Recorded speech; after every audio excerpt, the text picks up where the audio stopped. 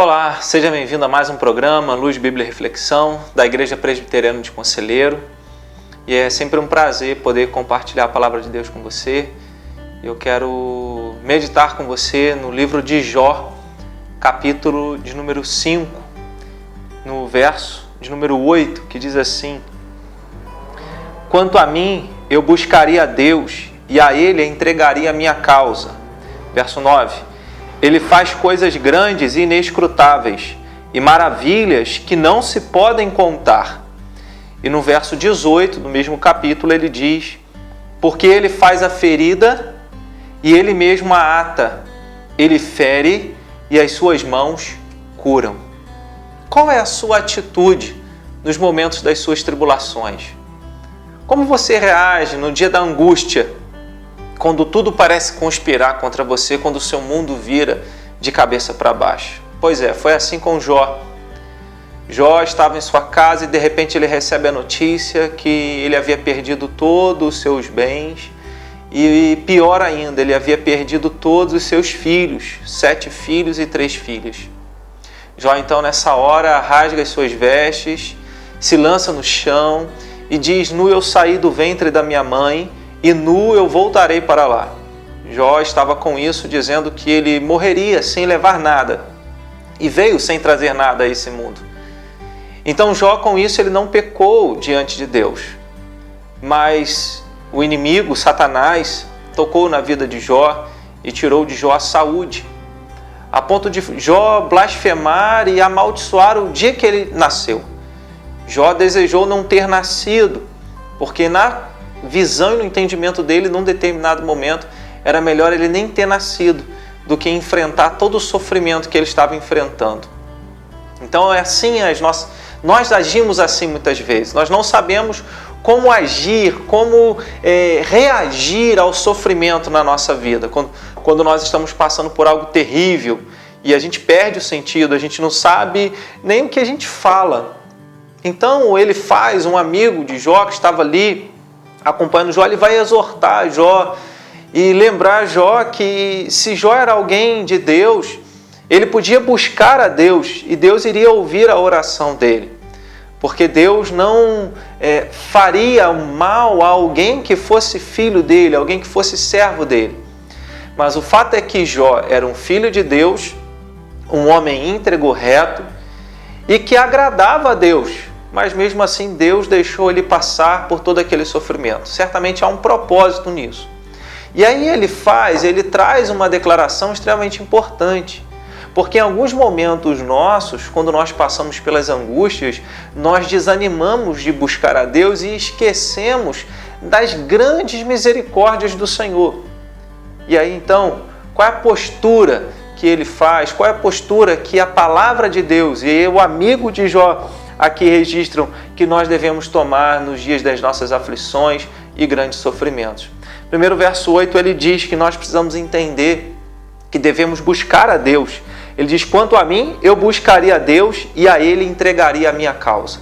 Então, não sei qual é a sua causa, qual é a sua dor, mas não deixe de buscar a Deus em oração e apresentar diante dele a sua súplica. Não deixe de fazer isso. Jesus mesmo nos ensinou que nós devemos pedir, buscar, bater, perseverar na nossa oração com a certeza e a esperança de que Deus ouve a nossa súplica. Então, se os problemas aumentam, se o sofrimento aumenta, você não pode perder a disposição de buscar a Deus. Talvez você não esteja tendo forças para isso, mas você precisa olhar não para a sua situação, mas você precisa olhar para Deus e para o caráter de Deus. E é isso que ele faz, orienta e exorta Jó nesse sentido. Ele diz no verso 9 que Deus faz coisas grandes e inescrutáveis. Ou seja, é preciso entender que Deus faz coisas grandes e coisas que nós não entendemos o porquê. Ele faz coisas que nós não conseguimos alcançar com a nossa mente. E aí ele completa dizendo: e maravilhas que não se podem contar. Então, quando nós estamos no sofrimento, passando dias de grande angústia, que o nosso coração fica apertado, a gente precisa buscar a Deus, mas a gente precisa confiar que Deus é um Deus que ainda faz maravilhas. E ainda que Ele esteja demorando fazer, ainda que Ele não faça na hora e nem na forma e da maneira como você deseja, mas Deus não mudou quem Ele é. Ele não mudou o caráter dele, não mudou os atributos dele. Ele continua fazendo coisas grandes, ele continua fazendo as coisas que nós não entendemos, mas você precisa lembrar que ele continua fazendo maravilhas. E se eu tenho alguém que é o único que pode me socorrer, porque os homens, as pessoas, médicos, família, qualquer situação que nós passamos, dependendo das situações, as pessoas não podem resolver os nossos problemas, não podem sanar o nosso sofrimento, que ele está lá dentro. As pessoas não podem tocar a nossa alma, as pessoas não podem tocar no nosso coração. E aí então é onde você precisa buscar a Deus e lembrar quem é Deus, confiar que Ele ainda faz maravilhas. E embora algumas situações Ele faça que você não compreenda, mas você não pode perder essa confiança no Deus que faz maravilhas. E em terceiro lugar, no verso de número 18, ele diz assim, falando sobre a disciplina, que Deus disciplina quem Ele ama. E aí ele completa no verso 18, porque Ele faz a ferida e Ele mesmo a ata, Ele fere e as suas mãos curam.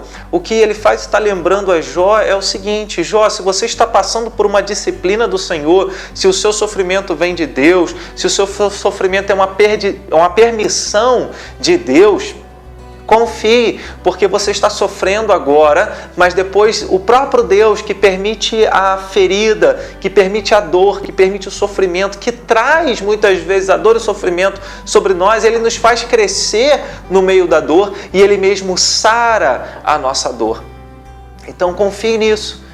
Não permita que o sofrimento roube da sua mente e do seu coração a confiança de que, ainda que você esteja passando um tempo de grande sofrimento, de grande angústia na alma, de medo e temor, existe um Deus que pode sarar.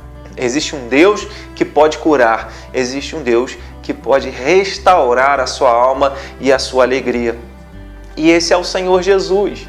É aquele que deu a vida para te salvar, é aquele que foi fiel até a morte na cruz, aquele que morreu em nosso lugar, aquele que sofreu o maior sofrimento que alguém poderia sofrer, que é a ira de Deus. Esse é o maior sofrimento que o ser humano pode experimentar, está debaixo da ira de Deus, que é a punição de Deus sobre os pecados. E então Deus pune o seu próprio Filho, Jesus Cristo, fazendo Ele sofrer toda a sua ira no meu e no seu lugar. Esse é o maior sofrimento. Jesus então passa por esse sofrimento. E porque Ele nunca pecou, porque Ele era santo e é santo, Ele ressuscitou ao terceiro dia e conquistou para nós o direito da vida eterna. E aí, se o tempo presente nos faz ter medo, nos faz experimentar angústias terríveis, de chorarmos noites inteiras, nós lembramos de que Jesus sofreu e ressuscitou para que nós tivéssemos uma nova vida, para que nós tivéssemos esperança. Porque o Deus que faz a ferida é o Deus que cura, o Deus que nós podemos buscar, o Deus que nós podemos confiar, que faz maravilhas. Então, se você vive tempos como esse, tempos de sofrimento, de angústia, busque a Deus, confie que Ele ainda faz maravilhas e que Ele pode sarar, ainda que Ele mesmo tenha permitido o seu sofrimento e a sua luta. Lembre-se de que Jesus sofreu tudo por você e Ele tem prometido vida eterna para aqueles que nele confiam. Então, se Jesus, que sendo Senhor e Salvador e Santo, sofreu nesse mundo, nós, pecadores, estamos sujeitos a isso. Deus trabalha no meio do sofrimento. Deus aperfeiçoa a nossa vida espiritual, a nossa comunhão com Ele, o nosso caráter, a nossa postura no tempo da aflição. E aí nesse tempo que nós crescemos e que nós podemos verdadeiramente conhecer Deus mais de perto, porque eu tenho a certeza que só desfruta do consolo de Deus aquele que derramou lágrimas. E tenha certeza disso. Se você está derramando lágrimas, Deus tem um consolo para esse sofrimento que você está passando. Que Deus assim te abençoe. Fique na paz.